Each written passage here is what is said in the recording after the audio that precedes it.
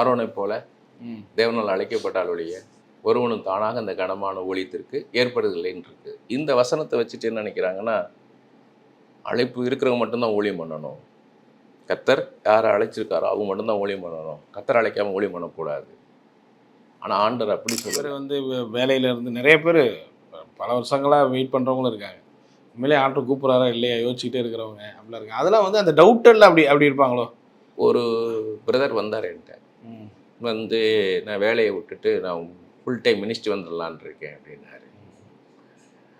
நான் சொன்னேன், ஒரு 40 நாள் உபவாசம் இருந்துட்டு வாங்க, உபவாசத்தோட ஜெபத்தில் இருந்து வாங்கினே. வரவே இல்லை திருப்பி அவர். ஏன்னு கேட்டிங்கன்னா, ஊழின் தேவன் என் தேவன் சொல்லும்போது, இப்போ நான் சொல்லும்போது எனக்குள்ள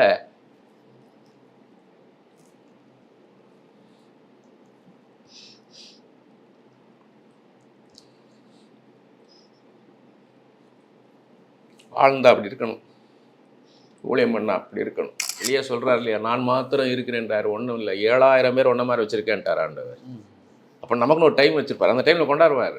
ஆனால் அந்த டைம் சும்மா இருக்கக்கூடாது, வெள்ளம் போல் கொண்டு போயிடுவார். 1000 வருஷம் ஒரு நாளை போல் அவருக்கு. நீங்கள் இப்போ 10 வருஷம் பண்ணாத ஊழியத்தை ஒரே நாளில் பண்ணிடுவார். சத்தமாக ஒரு பேர் ஆண்டவர் சொல்கிறார், அந்த பேரை பாதி பேர் எனக்கு தெரியும், பாதி பேர் உச்சரிக்க கூட முடியாது. அப்போ எனக்கு ஒரு கூட்டத்தை காமிக்கிறார், இந்த இடத்துல இவங்களுக்கு தெரியும் ஒரு கூட்டத்தை காமிக்கிறார். அன்பார்ந்த ஈடன் டிவி நேயர்களுக்கு இயேசு கிறிஸ்துவின் நாமத்திலே வாழ்த்துக்கள். This is pastor Jason Edinburgh. அருமையான சகோதரர் பிரவீன் அவர்கள் மிகுந்த பாரத்தோடும் ஆண்டவர் கொடுத்திருக்கிற அந்த தரிசனத்தோடு அவர் இந்த ஊழியத்தை செய்து வருகிறார். இந்த நிகழ்ச்சிகள் உங்களுடைய வாழ்க்கையை ஆசீர்வதித்து வரும் என்று சொல்லி நான் நம்புகிறேன். நீங்கள் இவற்றின் மூலமாக ஆசீர்வதிக்கப்பட்டிருந்தீங்கன்னா மற்றவங்களுக்கும் அறிமுகப்படுத்துங்க. இந்த பேஜை லைக் பண்ணுங்கள், ஃபாலோ பண்ணுங்கள், மற்றவர்களுக்கும் அறிமுகப்படுத்தி ஆசீர்வதிங்க. God bless you.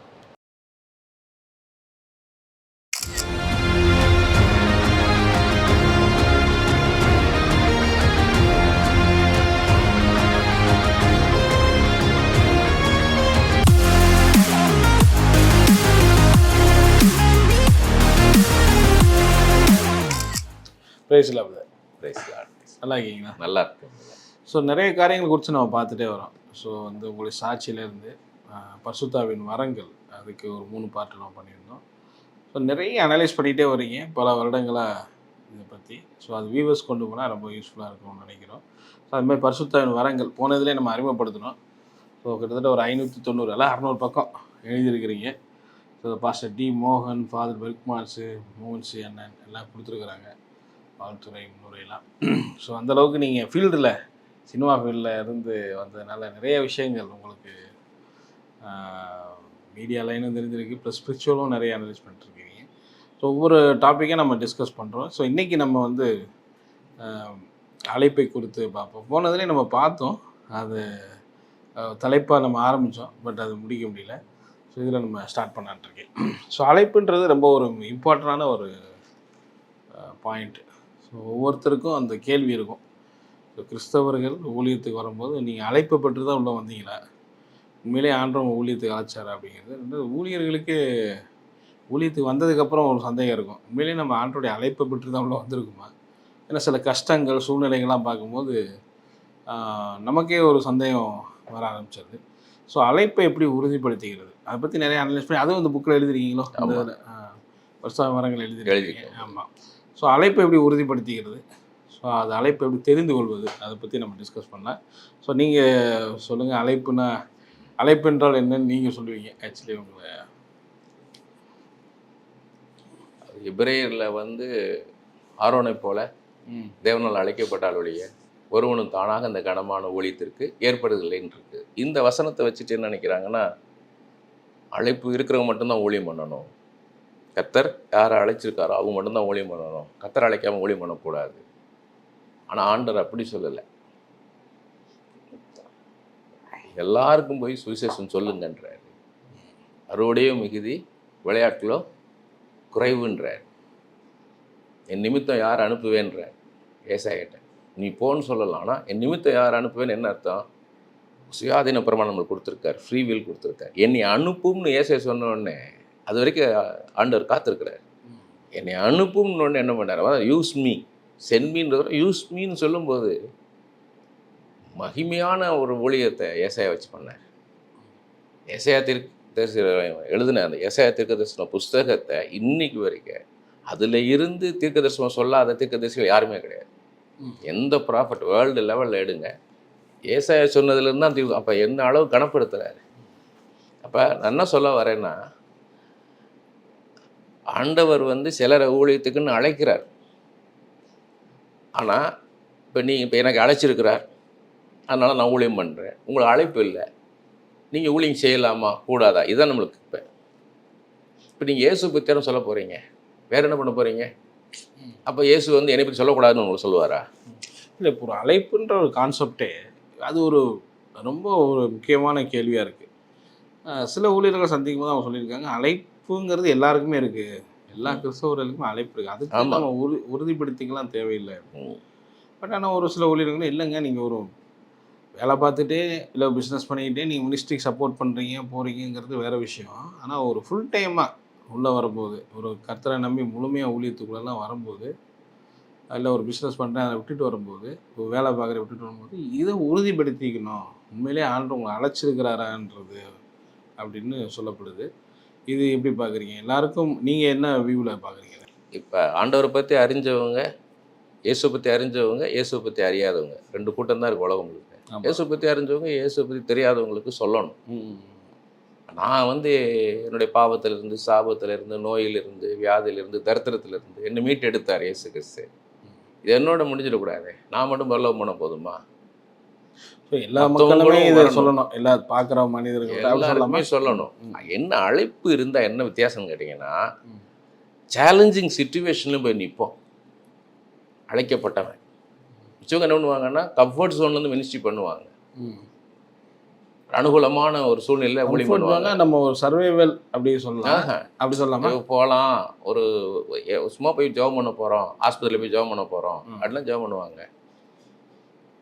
ஒரு பிசாசு பிடிச்சிருக்கு ஒருத்தருக்கு அப்படின்னா பயப்படுவாங்க. அழைப்பு இல்லாத அழைப்பு இருந்தால் என்ன பண்ணுவாங்க, பிசாசு இருந்தாலும் பயப்படாமல் போய் நிற்பாங்க.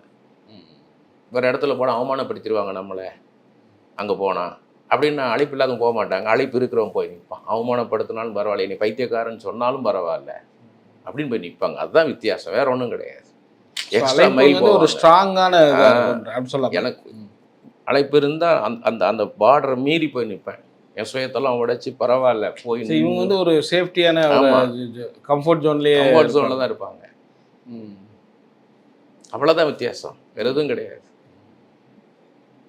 ஸோ இதில் பார்ட் டைம் ஃபுல் டைம் அப்படிலாம் இருக்குது. பார்ட் டைம் ஃபுல் டைமில் நம்பிக்கை கிடையாது எனக்கு. நீங்கள் எவ்வளோ எஃபெக்டிவாக ஊழியம் பண்ணுறீங்கன்னு தான் காரியம். இப்போ நான் கேமரா பண்ணிக்கிட்டே நான் ஊழியம் பண்ணேன். சரி, அதுக்கப்புறம் தான் நான் ஃபுல்லாகவே நான் கேமராலாம் full time preaching, teaching, counselling போயிட்டேன். நான் கேமரா பண்ணிவிட்டு அந்த மீதி நேரத்தில் ஜெபம் பண்ணேன், பைபிள் படித்த பாருங்க, அந்த அளவுக்கு இப்போ நான் பண்ணலைன்னுவேன். அப்போ இருந்த தாகம் இருக்கு இல்லையா, கேமரா ஃபுல் டே கேமரா பண்ணுவேன். யாரோ ஊழியக்காரங்களை தான் எடுக்கிறேன் நான், அவங்க வசனம் தான் பேசுகிறாங்க, இருந்தாலும் ராத்திரி 12 மணிக்கு வந்தாலும் போய் குளிச்சுட்டு உக்காந்து 2 மணி நேரத்துக்கு பைபிள் படிப்பேன். அதுக்கப்புறம் 2 மணி நேரம் ஜெபம் பண்ணுவேன். அப்புறம் கொஞ்ச நேரம் தூங்குவேன். திரும்ப ஏன்னா நான் ஊழியக்காரனாக வரணும், அந்த தாகம் தான். இப்போ நிறைய மினிஸ்ட்ரி போகும்போது எனக்கு பர்சனலாக நான் பைபிள் படிக்கிறது, பர்சனலாக நான் ஜெபம் பண்ணுறதுன்றது அப்போ நான் இருந்த அளவுக்கு இப்போ இல்லைன்னு நான். இப்போ பார்ட் டைமாக நான் இருந்தேன், இப்போ ஃபுல் டைம் வந்திருக்கேன். நான் பார்ட் டைமில் நான் எந்த அளவு பைபிள் படித்தோனோ ஜெபிச்சோனோ அந்த அளவு இப்போ என்ன இல்லைன்னு நான். இல்லை, ஃபுல்லாக என்கேஜாக இருக்கேன், ஃபுல்லாக நான் போய் மினிஸ்ட்ரி பண்ணுறேன். தனியாக நம்ம ஜெபம் பண்ணி பைபிள் படிக்க எனக்கு டைம் இல்லையே. ஸோ அந்த டைம் இருந்தது, இந்த டைமில் இல்லை. ஆனால் அதனால தான் எனக்கு ஆண்டவர் நல்ல கிருபையாக என்ன பண்ணுறாரு, என்னைய ஃபுல்லாக நீ தனியாக வச்சுருக்கிறாரு. இப்போ எலிசா வீட்டுக்குள்ளே இருக்கிறார், நாகமான் வெளியே நிற்கிறான், தொழுநோயாளி. எலிசா வெளியே போகல, வெள்ளக்காரன் போய் சொல்கிறாரு, யோர்தான் போய் இங்கே எந்திரிக்க சொல்லுன்றான், சுகமாயிட்டான். அப்போ எலிசா என்ன மகிமையான ஊழி அது. அந்த காலத்தில், இப்போ நான் யோசிக்கக்கூடாது, அந்த காலகட்டத்தில் தொழுநோயின்றது தீர்க்க முடியாத ஒன்று. அப்போது அது ஒன்று போதுமே, சூனியமேல் மகனை உயிரோடு எழுப்புறாரு. நீங்கள் 1000 பிரசங்கம் பண்ணுறதை விட ஒரு மனுஷனை உயிரோடு எழுப்பி ஏசு உயிரோடு இருக்காருன்னு காமிச்சிட்டாரே, நீங்கள் 1000 பிரசங்கம் பண்ணுறீங்க, ஏசு ஜீவன் உள்ள ஜெயவருங்க அப்படின்றீங்க, உயிரோடு இருக்கிறாருங்க. ஒரே ஒரு அற்புதத்தில் காமிச்சு போயிட்டாரு. ஓகே. அப்போ நீங்கள் எந்த அளவுக்கு நீங்கள் எஃபெக்டிவாக ஊழியம் பண்ணுறீங்கன்னு தான் முக்கியம். ஸோ அதில் பார்ட் டைம் ஃபுல் டைம் அந்த மாதிரி ஃபுல் டைமே கிடையாது. ஏன்னா இப்போ டிஜிஎஸ் அங்கிள் மாதிரி ஆட்கள் இப்போ வேலை பார்த்துட்டு அழகான உதாரணம் சொல்கிறீங்க. டிஜிஎஸ் அங்கிள் வந்து எப்பயுமே சொல்லுவார், ஐம் பார்ட் டைம் இவாஞ்சலிஸ்ட்னுவார். ஆனால் ஆண்டவர் அவரை பெரிய தீர்க்கதரிசியாக பயன்படுத்தினார். அவர் இறந்த பிறகு அப்போஸ்தலனா நின்ட்டார். எவ்வளோ ஊழியக்காரர் உருவாக்குனார் பவர் மினிஸ்ட்ரியில், எவ்வளோ பேர் உருவாக்குனார். ஸோ அந்த ஒரு வார்த்தை நமக்கு தேவையில்லை. பட் ஆனால் இப்போ நம்ம முக்கியமாக பார்க்க வேண்டியது அழைப்பு. இப்போது அந்த அழைப்புன்றதில் இப்போ அதுதான் ஒரு கேள்வியாக இருக்குது. இப்போ நான் வந்து ஊழியத்துக்கு அழைக்கப்பட்டிருக்கேன், நான் ஒரு கேள்வி இருக்குல்ல, இது எங்கே வருதுன்னா, அவங்க ஒருத்தர் ஊழியத்துக்குள்ளே வர்றாங்க, அவங்களுக்கு பொருளாதார அது பார்க்க வேண்டியது இருக்குது. ஸோ பொருளாதார சூழ்நிலையை பார்க்க வேண்டியது இருக்குது. அதனால் சில பேர் வந்து வேலை பார்த்துட்டு பிஸ்னஸ் பண்ணிகிட்டே பண்ணுறாங்க, அது ஒரு பகுதி நேரம் பார்க்குறோம். பட் ஃபுல் டைமாக ஒருத்தர் ஊழியத்துக்குள்ளே வரும்போது பொருளாதார சூழ்நிலையை பார்க்க வேண்டியது இருக்குது. அதை தாண்டி ஊழியத்தில் அற்புதம் நடக்க வேண்டியது இருக்குது. இன்னொன்று வாய்ப்புகள் கிடைக்க வேண்டியது இருக்குது, வாசல்கள் திறக்க வேண்டியது. இதெல்லாம் ஒவ்வொன்றா அடைச்சிருக்கும் போது நமக்கு டவுட் வந்துடுதுல்ல. நீங்கள் இதை எப்படி உறுதிப்படுத்திக்கணும்னு நினைக்கிறீங்க? இப்போ ஆண்டவர் உண்மையிலே உங்களை அழைச்சிருக்காருன்னா இதில் நடத்துவாருன்னு சொல்லப்படுது. அழைச்சா உனக்கு பொருளாதாரத்தை கொடுப்பாரு, அழைச்சா உனக்கு வாசல் திறப்பார், அழைச்சா உனக்கு அற்புதம். ஸோ நீங்கள் அழைப்பை எப்படி உறுதிப்படுத்திக்கணும்னு நினைக்கிறீங்க? ஒருத்தர் வந்து இப்போ ஆண்டவர் அழைக்கிறாரு ஊழியத்துக்கு, அதை எப்படி உறுதிப்படுத்திக்க முடியும்? ஆத்துமாக்கள் வந்து கொண்டு வரது ஆண்டவர் தான். பிதா ஒருவனை இழுத்துக்கொள்ளாவிட்டால் ஒருவனை என்னிடத்தில் வரான்ற. அப்போ ஆண்டவர் ஆத்துமாக்களை கொண்டாந்தா தான் உண்டு, ஆண்டவர் உங்களுக்கு ஊழியம் கொண்டாந்தா தான் உண்டு ஃபஸ்ட்டு.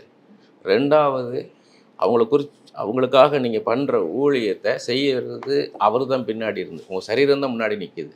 இப்போ நான் தீர்க்கதரிசனம் சொல்கிறேன்னா நானாக சொல்ல முடியாது, அவர் சொல்கிறார், நான் செய்கிறேன். நான் யாருக்கும் சுகம் கொடுக்க முடியாது, நான் கையில் வச்சு ஜெபம் பண்ணுறேன், அவங்க மேலே தலையை வச்சு இயேசுவே சுகப்படுத்துங்கப்பா, அவனுடைய வல்லமை இறங்கட்டுன்றேன். அவர் தான் சுகப்படுத்துகிறார். நான் சொல்கிறத அவங்க கேட்குறாங்க இல்லையா, அது ஆண்டவருடைய கிருபை. அவர் தான் கேட்க வைக்கிறார். அவனை கன்வின்ஸ் பண்ணுறார் இல்லையா, அது அவர் தான். அவனை கன்விக்ஷனில் கொண்டு வரது அவர் தான்.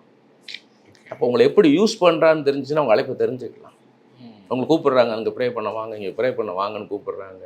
2 பேரும் உங்கள் வீட்டில் அந்த வாசல் ஓப்பன் ஆகும்ன்ற ஆட்டோமேட்டிக்காக. ஆமாம், தன்னால் ஓப்பன் ஆகும்.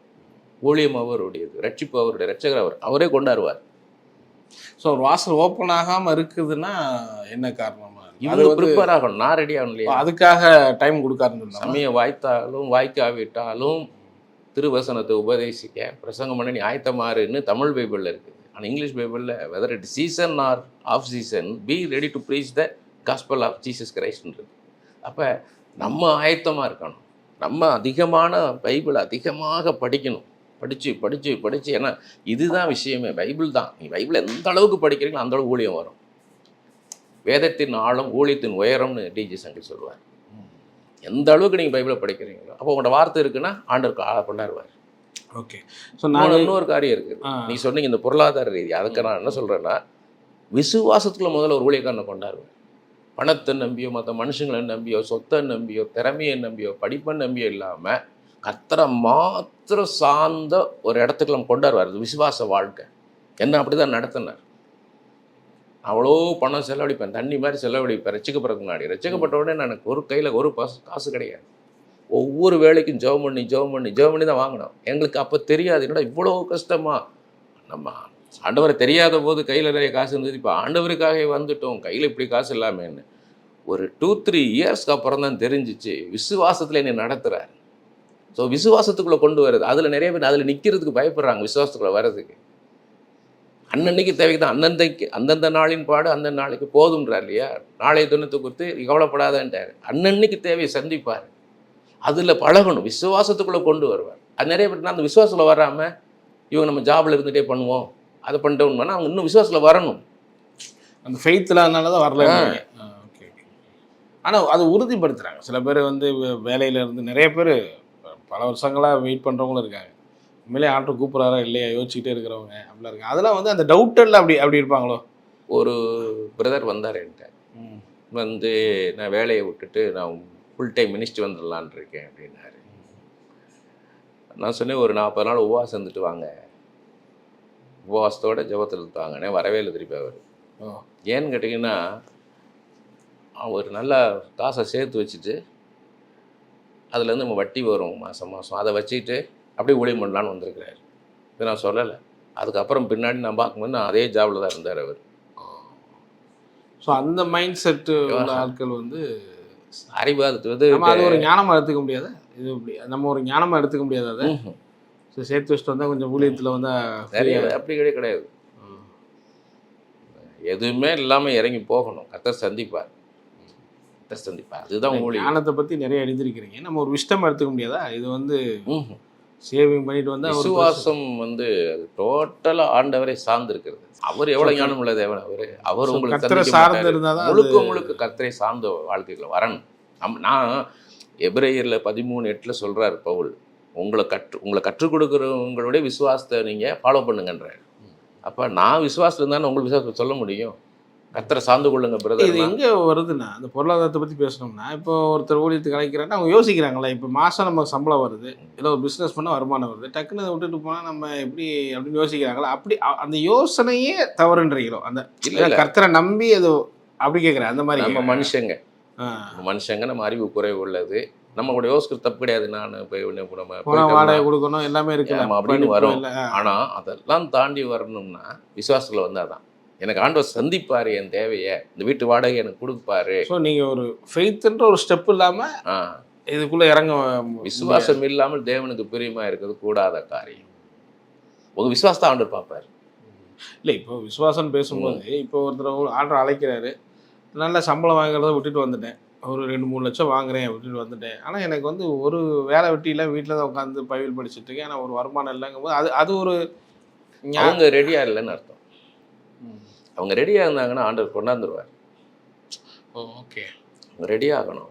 ஸோ இவங்க ஏதோ ஒரு ஃப்ளஷில் முடிவு எடுத்துகிட்டு வந்துடுறாங்க அப்படி சொல்லலாமா? ஆமாம், வந்துடுறாங்க. பட் இது வந்து கர்த்தர் இருந்தால் அது வாசல் திறப்பாரு. ஆமாம். இப்போது நிறைய பெரிய ஊழியர்கள் அந்த மாதிரியும் இதாக இருக்காங்க, கஷ்டத்தில் வந்து அப்படி நல்லா கர்த்தரை கொண்டு வந்த அது இருக்குது. சில ஊழியர்கள் வந்து கஷ்டமே பட்டுக்கிட்டே இருக்கிறாங்க, அதாவது ஒரு மாற்றமும் தெரியாமல் இருக்குது. அதுதான் கேட்குறேன், இதுக்கான கால அளவு இருக்கான்றேன். இப்போது ஆண்டவர் டெஸ்ட் பண்ணுவார், கொடுத்துருவாரு. ஆனால் இது ஒரு 2 வருஷம் 3 வருஷம் 4 வருஷங்கிறது அப்படி எப்படி எடுத்துக்கிறேன் அப்படின்னு விசுவாசத்தை சோதிச்சு பார்ப்பாருன்னு இருக்காரு பேதுரு சொல்கிறாரு. வந்து ஒரு தங்கத்தை வந்து நெருப்பில் போட்டு உருக்கி அதில் அந்த கொல்லனுடைய முகம் தெரியுதான்னு பார்ப்பான், கசடு இருக்கா இல்லையான்னு. அது கூட வெளியேறப்பட்ட விசுவாசத்தை நான் சோதித்து அறிய மாட்டேன்னுன்றாரு. அது எதுக்குன்னா உங்களை விசுவாசத்தில் இன்னும் தூக்கிட்டு போகிறதுக்கு. எனக்கு 24 வருஷத்துக்கு முன்னாடி எனக்கு ஒரு 13,000 ரூபா ஒரு மாதத்துக்கு தேவையாக இருந்தது. அதுக்கான விசுவாசம் இருந்துச்சு. அதுக்கப்புறம் எனக்கு 20,000 ரூபா தேவைப்பட்டுச்சு மாதம். அப்போ என் விசுவாசம் 20,000 ரூபாய்க்கு தயாராச்சு. அப்புறமா அந்த வரங்கள் புக்கு போடணும்னா 5,4 லட்சம் எனக்கு தேவையாக இருந்தது. அப்போ எனக்கு விசுவாசம் என்னாச்சு, அதோட பெருசாகிடுச்சு. 5,4 லட்சம் என் கர்த்தர் தருவாருன்னு நான் விசுவாசத்தோடு இருந்தேன். அப்போ விசுவாசம்ன்றது ஃபெய்த் டு ஃபெய்த் நீங்கள் வளரணும். ஒன் டைம் கிடையாது. அதான் அப்போ நம்ம நடக்கும்போது ஓகே, அதான் தான் கேட்குறேன். இப்போ எங்கே டவுட் இதாகுதுன்னா, ஒருத்தருக்கு ஒரு விஷயம் நடக்கும்போது அதை ஆண்டவர் செயல்படுத்துறாரு, ஆனால் ஒருத்தருக்கு எதுவுமே நடக்காத போது இது கர்த்தர் அழைச்சாரு கேட்காம என்னை அனுப்பும்னு கேட்கணும். இல்லை என்னை அனுப்புன்னு வரைக்கும் ஆண்டவர் காத்திருக்காருல்ல. என்னை யூஸ் பண்ணுங்கன்னு இவங்க ரெடி ஆகலை. ரெடி ஆகிட்டேன், ஆனாலும் இவங்க சொல்கிறாங்க அது மாம்சத்தில். ஆண்டவருக்கு தெரியாது. இப்போ அழைக்கப்படாமல் வர்றவங்களும் இருக்காங்களா? வரலாம், யாரும் ஒளி பண்ணலாம். நிச்சயமா ஆண்டவர் வந்து நீங்கள் ஒருத்தக்காக ஜெபம் பண்ணுறீங்க, அழைக்கப்படாமல் உள்ள வந்தாலும் ஆண்டவர் போஷிப்பாருன்றீங்க. ஆமாம். இப்போ அது வேதத்தில் ஒரு தகப்பனுக்கு 2 பையங்க இருக்காங்க. ஒரு வேலை சொல்கிறார் தகப்பன். ஒருத்தன் சொல்கிறான் நான் போகிறேன்றான், போகல. இன்னொருத்தன் போக மாட்டேன்றான், ஆனால் அவன் போனான். அதுதான் இங்கே. அப்போ எவன் செய்கிறானோ ஊழியம் நிச்சயமாக அவனை ஆண்டு ஆசீர்வதிப்பார். ஏன்னா தன்னை வெளிப்படுத்த தான் நான் போகிறான்னு பார்ப்பார்ல. அவன் அவனுக்காக போகல. சில பேருடைய தாட் அப்படி இருக்கும். இப்போ எனக்கு இந்த மாதிரி தான் ஆண்டவர் பயன்படுத்தணும், அப்போ தான் நான் போவேன், இந்த மாதிரி போனால் நான் போக மாட்டேன், அப்படி ஒரு சிலது அப்படி பாக்ஸ் பண்ணுறதுனால ஒரு பிளாக் மாதிரி நிற்குதோ, அதனால கூட அந்த அழைப்பு அதுவும் செயல்படாமல் அது ஒரு காரணமாக இருக்கலாம். மாம்சத்தில் எடுக்கிற முடிவு. ஆண்டவர் என்ன பண்ணிட்டாரு, நீங்கள் எங்கே 2 லட்சம் பேர் 3 லட்சம் பேர் கொடுக்குற மத்தியிலே வாசம் பண்ணுவேன்னு சொன்னார். எங்கே 2,000 பேர் 3,000 பேர் இருக்கிற இடத்துல வாசம் பண்ணுவேனாரு. எங்கே 2 பேர் இருக்கானோ அங்கே நான் வருவேன்ட்டார். இல்லையா? 2 பேர் 3 பேர் இடத்துல நான் இருப்பேன்ட்டாரு. அதில் யார் இறங்குறானோ அவனை தான் ஆசீர்வதிப்பார். இப்போ சமாரிய ஸ்திரீ அது இப்போ மீட் பண்ண உடனே அடுத்த சுவிசேஷம் போய் அறிவிக்கிற மக்கள் தான். ஸோ அழைப்புன்றது நான் கேட்குறது வந்து என்னென்னா, நீங்கள் ஆண்டவர் அழைக்கப்படாமையே, நான் சொல்கிற அழைப்புங்க எல்லாத்துக்கும் இருக்குன்னு சொல்கிறோம். பட் ஒருத்தருக்கு வந்து நான் ஊழியம் பார்க்க விரும்புகிறேங்க அப்படின்னா ஆண்டவர்கிட்ட கன்ஃபர்மேஷன் பண்ணாமே வேலையை பிஸ்னஸ்லாம் விட்டு வந்துடலாமான்னு கேட்குறேன். அப்படி வரக்கூடாது. வந்து இப்போ நானே இருக்கிறேன். நான் எனக்கு வந்து என்னைக்கு நான் ரசிக்கப்பட்டனோ அன்னையிலேருந்து எனக்கு என்னென்னா கேமரா பண்ணக்கூடாது, நான் பவுல் மாதிரி பிரசங்கம் பண்ண போயிடணும்னு ஒன்று. ஆனால் என்ன கேமரா பண்ணிக்கிட்டே இருந்தேன். அது ஒரு 7-8 வருஷம் கேமரா ஒரு 2002 இருந்து ஒரு 8 வருஷம் 10 வரைக்கும். அதுக்கப்புறம் கொஞ்சம் 8 வரைக்கும் 2008 வரைக்கும் ஒரு 6 வருஷம் கேமராவும் பண்ணி ப்ரீச்சிங்னு போனேன். அதுக்கப்புறம் வந்து எனக்கே தெளிவாக தெரிஞ்சிச்சு. ஏன்னா ஆண்டவர் என்னை காணிக்கையிலே போஷிக்க ஆரம்பிச்சிட்டார். கேமரா மூலமாக வரும் வருமானம் குடும்பத்தை நடத்தணும், ஊழியத்தில் போய் எனக்கு வச்சு நான் நடத்த முடியாதுன்ற மாதிரி இருந்துச்சு. போதைய காணிக்கை இல்லை. அதுக்கப்புறம் பார்த்தா 2010க்கு அப்புறம் முழுக்க எனக்கு ஊழியத்தில் என் தேவைகளெல்லாம் சந்திக்க ஆரம்பிச்சிட்டாரு. அப்போ நான் கேமரா விட்டுட்டு முழுமையாக வந்துட்டேன். ஆனால் ஆண்டவருக்காக காத்திருந்தேன். ஆண்டவரை கொண்டு வர வரைக்கும் நான் வந்து கேமரா பண்ணிக்கிட்டே இருந்தேன். ஏன் அப்படின்னா, தாவீதோட சுரமண்டலத்தை கொடுத்து அரண்மனையில் கொண்டு போய் சவுலை வச்சு காமிக்கிறார். சவுல்கிட்ட என்னெல்லாம் ப்ளஸ் மைனஸ் எல்லாம் ட்ரெயின் பண்ணார். அது மாதிரி எனக்கு கேமரா கொடுத்து யாருமே போக முடியாத இடத்துக்கெல்லாம் போய் நிறைய பிரிச்சர்ஸை நான் பார்த்தேன். எப்படி பிரசங்கம் பண்ணணும், எப்படி சொல்லணும், எப்படி சொல்லக்கூடாது, இது எல்லாத்தையும் என்னை கற்றுக் கொடுத்துருக்கிறாரு ஆண்டவர். வந்து அதனால் ஆண்டவருடைய பலத்த கரத்துக்குள்ளே அடங்கி இருக்கணும். அவர் எப்படி கொண்டு போகிறார், கொண்டு போய் அவர் இப்போ now you can leave the கேமரான்னு போது தான் நான் வந்துட்டேன். நான் இப்போ கேமரா எடுன்னு கூட எடுப்பேன். நான் ஆண்டவருக்குள்ள பலத்த கரத்துக்குள்ளே இருக்கணும். நம்ம வாஞ்சியை பார்ப்பார். ஆனால் வாஞ்சியை பார்ப்பார். இன்னொன்று அழைப்பு நீங்கள் கேட்குறதுனால சொல்கிறேன். நான் அழைப்பு குறித்த நிச்சயத்தை எப்படி தெரிஞ்சுக்கலான்னா, இப்போ சங்கீதம் 20:4 உன் மன விருப்பத்தை கர்த்தர் அருளி செய்வாரான். இப்போ என்ன விருப்பமோ ஒவ்வொழிஞ்சுன்னா அதை நிறைவேற்றுவாருன்னு. ஆனால் பிலிப்பியர் 2:13 தேவனே தம்முடைய தயவுள்ள சித்தத்தின்படி விருப்பத்தையும் செய் நமக்குள்ளே உண்டாக்குகிறான்னு இருக்குது. அவருடைய விருப்பத்தை நமக்குள்ளே வச்சுருப்பார். அதற்கான செய்யும் அவரே தருவார். அது எப்படி கண்டுபிடிக்கணும்னா, நம்முடைய விருப்பம் வேறு. சங்கீதம் 20:4 வந்து நம்ம விருப்பம். பிலிப்பியர் 2:13 வந்து அவருடைய விருப்பத்தை நமக்குள்ள வச்சிருக்கிறார். இது எப்படி எனக்கு சொல்லிக் கொடுத்தார் ஆண்டவர். என்னுடைய விருப்பத்தெல்லாம் எழுத சொன்னார். Wish list. எனக்கு சாக்கோபார் பிடிக்கும், கடலை மிட்டாய் பிடிக்கும், என் மனைவி வைக்கிற சாம்பார் பிடிக்கும், எனக்கு இசை பிடிக்கும், எனக்கு பைபிள் தியானிக்க பிடிக்கும், எனக்கு எழுத பிடிக்கும், இப்படி எல்லாம் எழுதின விஷ் லிஸ்ட்டு. இது இல்லாமல் என்னால் இருக்க முடியுன்றதெல்லாம் ஸ்ட்ரைக் அவுட் பண்ணினார். சாக்கோபர் இல்லாமல் என்னால் வாழ முடியும், கடலை மிட்டாய் இல்லாமல் என்னால் வாழ முடியும், வேதத்தை தியானிப்பது இது என்னால் அடிக்க முடியலை. வேதத்தை தியானிக்காமல் என்னால் இருக்க முடியாது. எழுதாமல் என்னால் இருக்க முடியாது. இப்பவும் பார்த்தீங்கன்னா அவ்வளோ எழுதி வச்சுருக்கிறேன். நான் எழுதிக்கிட்டே இருப்பேன். நான் எழுதாமல் இருக்க முடியாது. கற்றுக் கொடுக்காமல் என்னால் இருக்க முடியாது. இப்போ இதுதான் நினைஞ்சிச்சு. எல்லாமே அடிச்சிட்டேன். இதுதான் இப்போ என்னுடைய அழைப்பு. இப்போ நான் வேதத்தை தியானிக்கணும், எழுதணும், கற்றுக் கொடுக்கணும். இது ஒரு வழி. இன்னொன்று, கர்த்தர் உங்களை எப்படி பயன்படுத்துகிறாருன்றது. உங்களை பயன்படுத்துகிறான்னு தெரிஞ்சுக்கலாமே. கர்த்தரை இப்போ நம்மளை அழைச்சிருக்கிறாருங்க. அது ஒரு மெத்தடு. இன்னொன்று என்னென்னு கேட்டிங்கன்னா, உங்கள் தனி ஜபத்தில் ஆண்டவர் உங்கள் அழைப்பை தெரிஞ்சுக்கலாம்.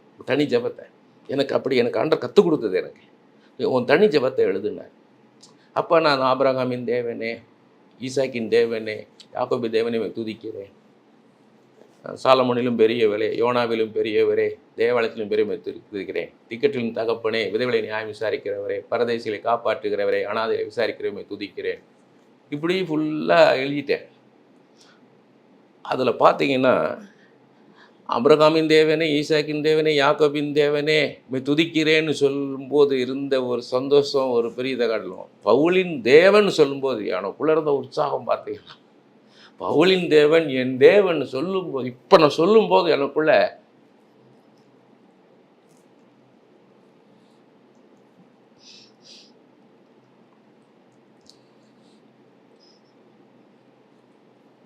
வாழ்ந்தா அப்படி இருக்கணும், ஊழியம் பண்ணா அப்படி இருக்கணும்.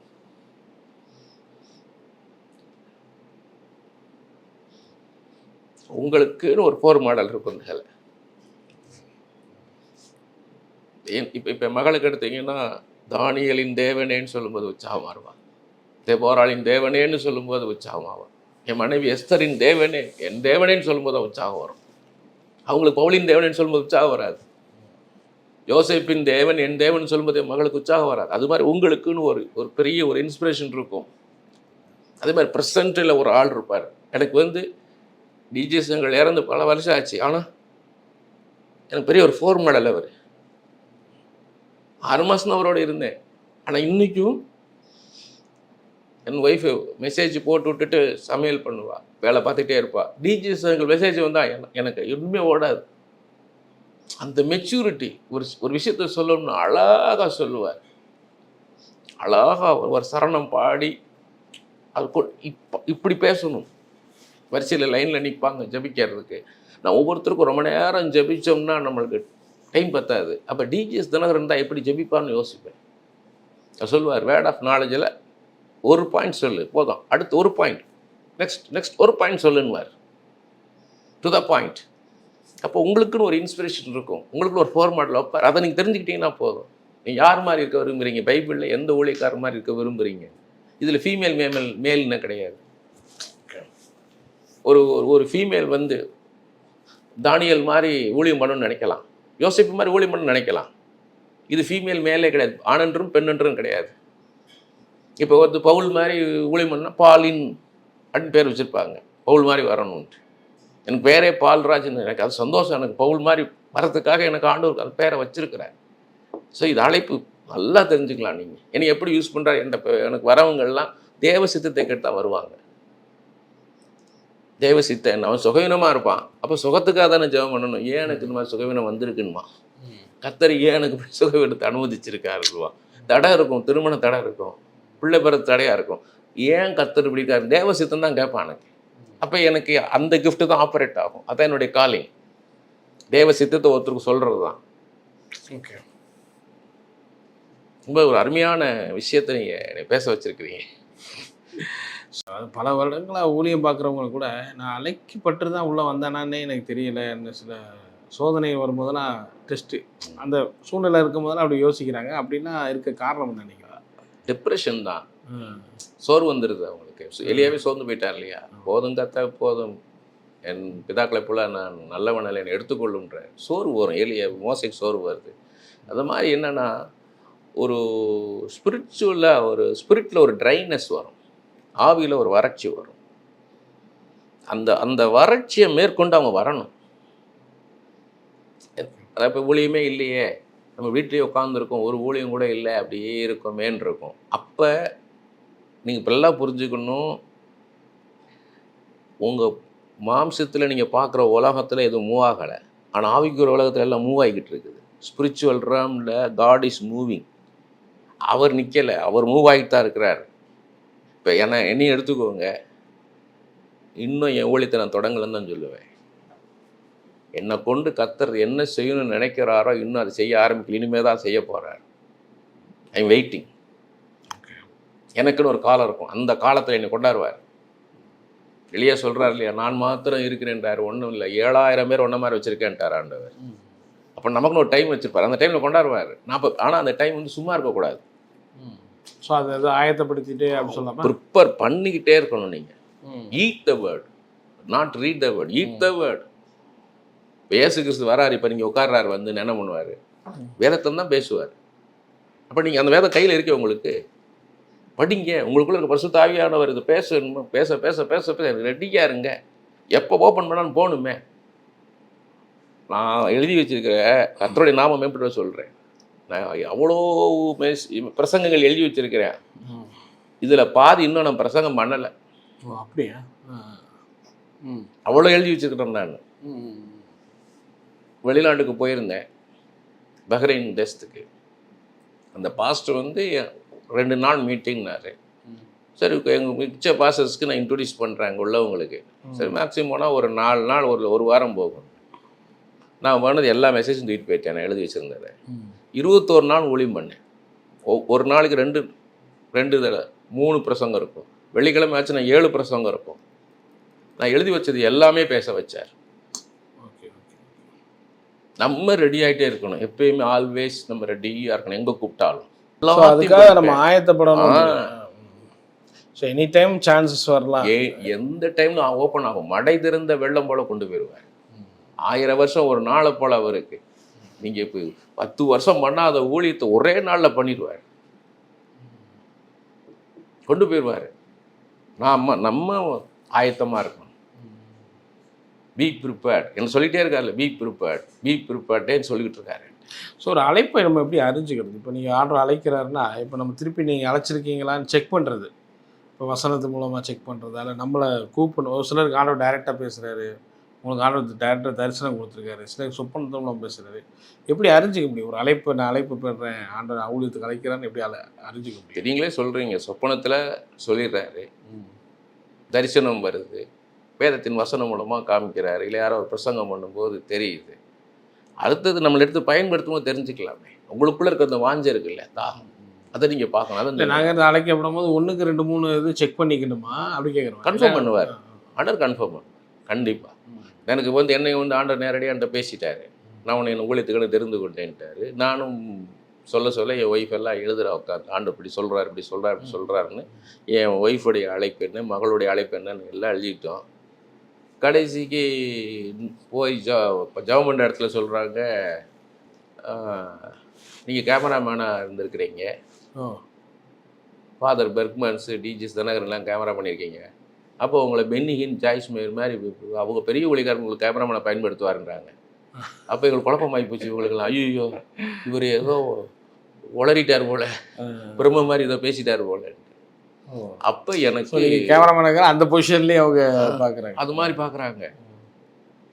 அப்போ எனக்கு வந்து ஒரு ஊழியக்காரர் மூலமாக, ஒரு ஊழியக்காரர் எனக்கு சத்தம் கேட்குறேன், சத்தமாக கேட்குறேன், எனிபடி கணிக்கிறேன். அந்த மாதிரி உள்ளுக்குள்ளே அமர்ந்த மேலே சத்தம் இல்லை, சத்தமாக ஒரு பேர் ஆண்டவர் சொல்கிறார். அந்த பேரை பாதி பேர் எனக்கு தெரியும், பாதி பேர் உச்சரிக்க கூட முடியாது. அப்போ எனக்கு ஒரு கூட்டத்தை காமிக்கிறார், இந்த இடத்துல இவங்களுக்கு தெரியும் ஒரு கூட்டத்தை காமிக்கிறார். அப்போ அந்த கூட்டத்தில் போய் ஒவ்வொருத்தரையாக கேட்குறேன், இந்த பேர் உள்ளவர் தெரியுமான்னு, யாருமே தெரியலன்ட்டாங்க. கடைசியாக என்னடா ஒருத்தருக்குமே தெரியலன்ட்டாங்கன்னு போது கடைசியாக ஒருத்தரை கேட்டா, ஆமாம் எனக்கு தெரியும் அப்படின்னு சொல்லி, அவர் எங்கே இருக்கார் என்னன்னு சொல்லி அங்கே போனால் அவர் என்ன பண்ண நெகட்டிவாக பேசுகிறாரு. ஐயோ தூர்தர்ஷன் வேலை, சென்ட்ரல் கவர்மெண்ட் வேலை, 11 வருஷம் வேலை எவ்வளோ ரிசைன் பண்ணுவானா, இல்லை ஃபூலிஷாக பண்ணுறீங்க அப்படின்ட்டாரு. சரி அப்செட் ஆகிட்டோம் நாங்கள் 3 பேரும். சரி போகலான் போது, சரி இந்த பிள்ளைகளை ஆசீர்வதிங்கப்பான்னு சொல்லலாம், ஒரு 2 நிமிஷம் ப்ரே பண்ணி அனுப்பலாம்னு அவர் என்னட்ட என்னெல்லாம் பேசினார் அப்படியே பேசினார். ஆண்டவர்கிட்ட என்னெல்லாம் சொன்னாரோ அப்படியே சொன்னார். அப்போ ஆண்டவர் கன்ஃபார்ம் பண்ணுறாரா இல்லையா? கன்ஃபார்ம் பண்ணுவார். ஆண்டவர் அழைச்சார்னா ஆண்டவர் உங்களை கன்ஃபார்ம் பண்ணி உங்களை எவ்வளோக்குள்ள உறுதிப்படுத்துவார். அது அவருடைய பார்ட், விட மாட்டார். நம்ம சோர்ந்து போகும்போதெல்லாம், நான் ரொம்ப எப்பெல்லாம் சோர்ந்து போகிறோன்னோ யாராவது சொல்லுவாங்க, என்ன ஊழியம் பண்ணுறீங்க, என்ன பிரசங்கம் பண்ணுறீங்க, என்னங்க அவர் பண்ணாதா இவர் பண்ணாதா, அவர் அப்படி பண்ணுவார், வந்து நின்னாலே அப்படி தேவை பிரசவம் அப்படி இருங்க, வந்து நின்னாலே அவர் ஜெபிச்சாருன்னா அப்படி, அது ரொம்ப டிஸ்கரேஜ் ஆகும். அப்போ என்ன ஆகும்னா, என்னை அழைச்ச போது ஆண்டவர் பேசினார் பார்த்தீங்களா, அதை எடுத்து அப்படி படிப்பேன், அப்படியே என்னை தூக்கி நிறுத்தும், என்னை தூக்கி நிறுத்திடுவார். அது ஆண்டவர் தான் கற்றுக் கொடுத்தார். நீங்களே இப்போ உங்களுக்கு சோர்வு வருது, ஏதோ ஒரு சவாலான ஒரு இடம், யாரோ உங்களை ஒரு மாதிரி உங்களை நெகட்டிவாக பேசிட்டாங்க, ஏதோ பண்ணிட்டாங்கன்னா இம்மிடியட்டாக என்ன பண்ணணும், நீங்கள் உடனே போய் ஆண்டவர் ஏற்கனவே உங்கள்கிட்ட பேசுனதை எடுத்து நீங்கள் படிச்சிங்கன்னா போதும். ஆரம்பத்தில் அழைக்கும் போது என்ன பேசினாரோ அதை எடுத்து படித்து நம்ம தூக்கி நின்றுடலாம், நிறுத்திடுவார் தூக்கி. பட் அழைக்கப்பட்டு வந்தேன், ஆனால் ரொம்ப வருஷங்களாக ஊழியம் பார்க்குறேன், பட் ரொம்ப கஷ்டமும் படுறேன் எல்லாத்துலேயுமே, உடல் சரி பொருளாதார சரி அப்படிலாம் இருக்கிறவங்க சொல்கிறாங்க. அதை பற்றி நீங்கள் நினைக்கிறீங்க? அது வந்து அது அவங்ககிட்ட தான் மிஸ்டேக், ஆண்டோட்ட மிஸ்டேக் கிடையாது. ஓகே, அவர் சுகந்தரவர், எகாவா ரொஃபேக்கா, பரியாரியான கர்த்தர், பரம வைத்தியர், எப்பேற்பட்ட வியாதி சுகப்படுத்துகிறவர். அவர்கிட்ட இவங்களுடைய ரிலேஷன்ஷிப் வித் காட் தான் முக்கியம். உங்களுக்கு வந்து ஆண்டவரோட உறவில் நல்லா இருந்தாங்கன்னா எல்லாத்தையும் மேற்கொண்டு போயிடலாம். இப்போ எனக்கு சுகவீனம் வராதுன்னு நான் சொல்லலை. எனக்கு பார்த்தீங்கன்னா எங்கள் வீடு வந்து திருவான்மையூரில் இருந்துச்சு, தூர்தர்ஷன் வந்து அங்கே அண்ணா சமாதிக்கு பின்னாடி, 2ம் பீச். தினமும் காலையிலையும் நைட்டும் பீச்சில் போய் எனக்கு அந்த உப்பு காற்று போய் எனக்கு மூக்கில் ஏதோ ஆகி 24 ஹவர்ஸும் ரன்னிங் நோஸ் இருக்கும், ஒழுகிட்டே இருக்கும். என்னென்ன மாத்திரையோ போட்டு பார்த்தேன், அலோபதி, ஹோமியோபதி, ஆயுர்வேதிக், அதுவெல்லாம் ஒன்றுமே கேட்கலை. கர்ச்சீஃபெல்லாம் யூஸ் பண்ண முடியாது. இந்த பழைய சேலையை எடுத்து கிழிச்சு வச்சுட்டு இப்படி உட்காந்துருப்பேன் ராத்திரியெல்லாம். இப்படி ஒலிக்கிட்டே இருக்கும். அதை எடுத்து குப்பை தொட்டியில் போட்டுற வேண்டியது. இப்படி இருந்துச்சு. கடைசி பார்த்தீங்கன்னா 2002 ஜூன் 15 அதிகாலை 4 மணிக்கு என் மேலே அபிஷேகம் இறங்கிச்சு பாருங்க. எங்கே போச்சுன்னு தெரியல. இன்னைக்கு வரைக்கும் நான் ராத்திரி ஐஸ்கிரீம் சாப்பிடுவேன். ஸோ ஆண்டவர் வந்து அற்புதம் செய்கிறவர். கொஞ்ச நாள் என்ன பண்ணார், இப்போ அதுக்குன்னு சொல்ல ஏன் கண்ணாடி போட்டிருக்கேன்னு கேட்பாங்க நிறைய பேர். இப்போ இந்த கண் எனக்கு இந்த கண் எனக்கு கண்ணாடி போட்டால் விஷன் கிடைக்கும். ஆனால் இதில் எந்த கண்ணாடி போட்டாலும் விஷன் கிடைக்காது. எனக்கு இதில் 90% எனக்கு விஷன் கிடையாது. 10% எனக்கு விஷன் இருக்குது. கரெக்டாக இந்த ஐபால் இப்படி இருக்காட்டி இப்படி இருக்குது எனக்கு. எனக்கு வந்து சின்ன வயசுலேயே சொல்லிட்டானுங்க. 6ஆம் கிளாஸ் படிக்கும்போது போர்டு பார்க்க முடியலன்னு போய் மதுரை அரவிந்த் ஹாஸ்பிட்டல் போகும்போது கரெக்டாக கொண்டு டிசீஸ் நோ ரெமெடின்ட்டான். உடஞ்ச கண்ணாடி மாதிரின்ட்டான். ஒன்றும் பண்ண முடியாதுன்ட்டான். ஆனால் கேமராமேனாக இருந்தேன். எல்லாரும் லெஃப்ட் கையில் தான் பார்ப்பான். வியூஃபேண்டர் சினிமா கேமரா இப்படி தான் பார்க்கணும். நான் இப்படி பார்ப்பேன். கஷ்டப்பட்டு ட்ராலி ஷாட் எடுப்பேன், கிரெயின் ஷாட் எடுப்பேன். இந்த ஒரு கண்ணில் தான் எல்லாமே படம் பெயிண்ட் பண்ணுவேன். அவ்வளவும் இந்த ஒரு கண்ணில் தான். தூர்தர்ஷனில் யூபிஎஸ்சியில் போகும்போது மெடிக்கல் போர்டுக்கு ரெஃபர் பண்ணுறாங்க. அவ்வளவுதான் முடிஞ்சு போச்சுன்னு நினச்சேன். நம்மளுக்கு ஏன்னா அந்த நம்மளை செக் பண்ணுவோம் பாருங்க, அந்த சார்ட்டு ஒரு இந்த பெயிண்ட் எல்லாம் அப்படி தூக்கி சின்ன பிள்ளைங்க அப்படி தூக்கி தெளிச்சா அப்படி இருக்கும், கலர் கலராக அந்த மாதிரி இருக்கும். அதுக்குள்ளே ஒரு நம்பர் இருக்கும். அது நல்லா கண்ணு பார்க்குறவனே சிரமம். ஆனால் அவ்வளோத்தையும் நான் படித்தேன். எப்படி படித்தேன் இன்றைக்கி எனக்கு ஆச்சரியம். அந்த சார்ட்லாம் இப்போ கண்ணு முன்னாடி தெரிஞ்சுப்பேன். எனக்கு மெடிக்கல் போர்டு போயாச்சு. என் கண்ணெல்லாம் செக் பண்ணி ஏன்னா ரிப்போர்ட்லாம் எழுதி உள்ளே போயிடுச்சு. இப்போ மெடிக்கல் போர்டு உள்ளே இருக்குது.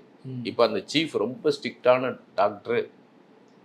அவர் நாட் செலக்டட், நாட் ஃபிட்டுன்னு போய் எழுத போகிறாருன்னு தான் நினச்சிட்டு உட்காந்துருக்கேன். அந்த டீம் வெளியே வந்துச்சு. அவர் வராரு. நான் எந்திரிச்சு நின்று விஷ் பண்ணேன். காட் பிளஸ் யூன்ட்டு போயிட்டார். என்னடா அது காட் பிளஸ் யூவா, சாரின்னு சொல்லுவார்னு எதிர்பார்த்தேன்.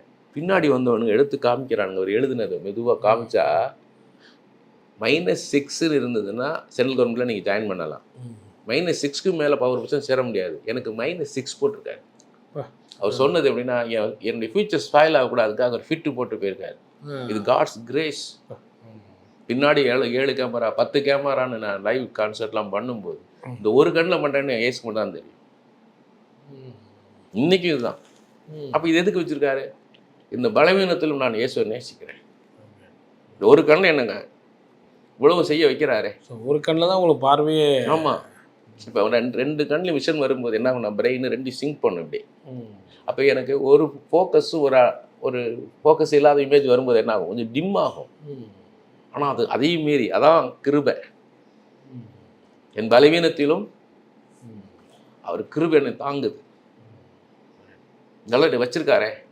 நீ இந்த புக்கெல்லாம் பார்க்கலாம் டிசைன் பண்ணது நான் தான். அதான். அப்போ இதெல்லாம் என்னை பண்ண வைக்கிறேன். நான் இயேசு தானே, நேசிக்கிறேன் நான். ஸோ ரொம்ப ஆச்சரியமான விஷயமா இருக்கு. இப்போ தான் எங்களுக்கே சொல்கிறீங்க, தெரியுது எங்களுக்கு. ஓகே. ஸோ அழைத்தவர் அந்த மாதிரியான காரியங்களை ஏன்னா என்ன பார்ப்பாங்களே எல்லாரும், இந்த பலவீனத்தில் இயேசு நேசிக்கிறேன்னா, still do you love me? Yes Lord. ஆமாம் ஆண்டவர், இயேசு ஒன்று நேசிக்கிற ஆண்டவரே. யோபு கதை நடந்தது. யோபு ஒன்றுமில்லாம ஆக்கு, ஆனாலும் என்னை நேசிப்பான். கொன்று விட்டாலும் ஆண்டவர் நேசிப்பேன்ட்டார். எவ்வளவு பாடுகள் பவுலுக்கு.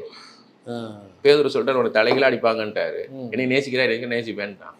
சொல்றாருல, நேசிப்பேன்னு சொல்றாரா இல்லையா?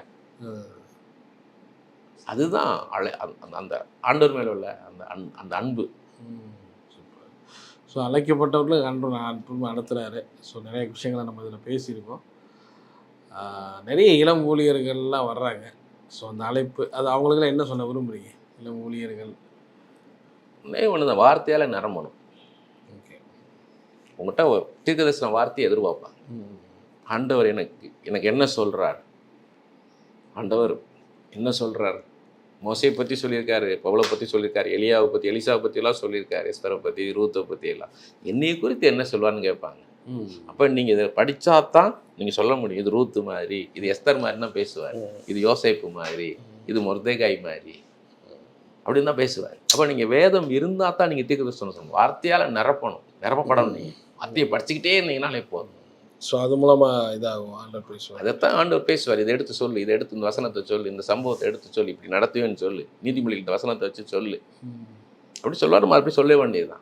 அநேக காரியங்கள் குறித்து பேசணும். இந்த பரிசுத்த ஆவியான வரங்கள் இல்லை, பரிசுத்த ஆவி வரங்கள்ல இதில் அது அழைப்பு பற்றி தனியாகவே வச்சிருக்கீங்க. டீட்டெயிலாக நீங்கள் கேட்ட எல்லா கேள்விகள் அவ்வளவு டீட்டெயிலாக எழுதியிருக்காங்க. ஸோ அதை பார்த்தா அவங்களுக்கு ஒரு ஐடியா கிடைக்கும். ஸோ இந்த புக்கு வேணுங்கிறவங்க நம்ம வீடியோ டிஸ்கிரிப்ஷனில் லிங்க் பார்த்தா நம்பர் இருக்கும்.